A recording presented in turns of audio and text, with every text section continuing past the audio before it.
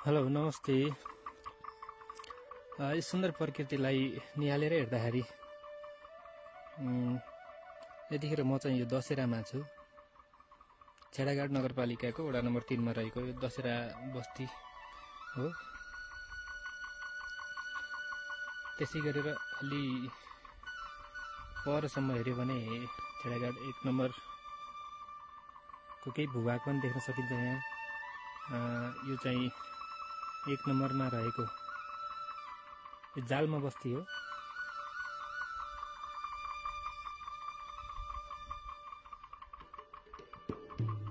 यो चाहिँ जालमा बस्ती हो भने अलि यता हेर्यो भने सँगै रहेको जालमा सँगै जोडिएर रहेको बस्ती यो चाहिँ सालमा हो। यो पनि 1 नम्बर वडाभित्रै पर्ने गर्छ। सालमा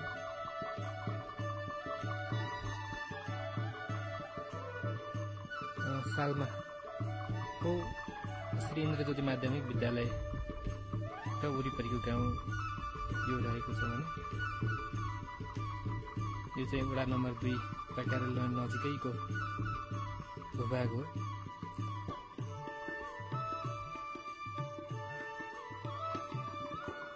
हामी देख्न सक्छौँ यो चाहिँ जनप्रिय माध्यमिक विद्यालय जाजरकोट पश्चिमको सबैभन्दा जेठो विद्यालय भनेर पनि चिन्न सकिन्छ यसलाई चाहिँ हामी।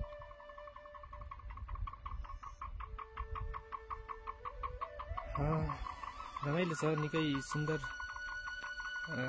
देखिरहेको छ। वर्षायामसँगै हरियालीले थप सौन्दर्यता प्रदान गरेको छ यतिखेर गाउँ बस्तीहरूमा। यहाँ चाहिँ माथि गाउँ छ अनि गाउँबाट बिचको खोलाहरू हुँदै तल झरनाहरू यसरी झरनाहरू देख्न सकिन्छ हामीले।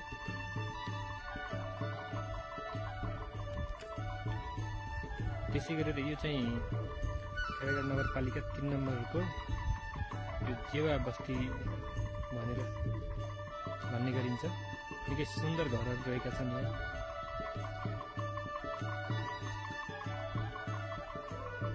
यो चाहिँ 4 नम्बर वडा कार्यालयको भवन पनि देख्न सकिन्छ।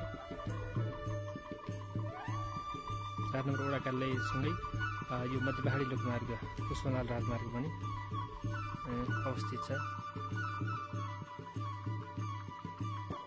त्यसै गरेर यहाँबाट टाढा टाढा पनि देख्न सकिन्छ यो छेडाघाट नगरपालिका 12 नम्बर सालमा भन्ने ठाउँ हो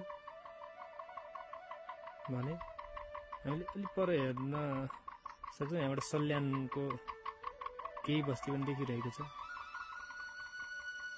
यो चाहिँ सल्यान हो भने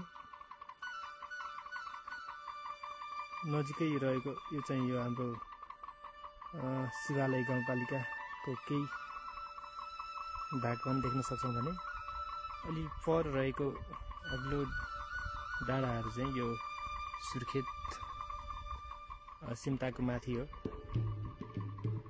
निकै सुन्दर छ यतिखेर गाउँ बस्तीहरूमा। मलाई चाहिँ यो प्रकृति निकै मनपर्छ है। त्यसैले प्रकृतिलाई निहालेर हेर्दाखेरि साँच्चै सुन्दर देखिन्छ, निकै रमणीय देखिन्छ।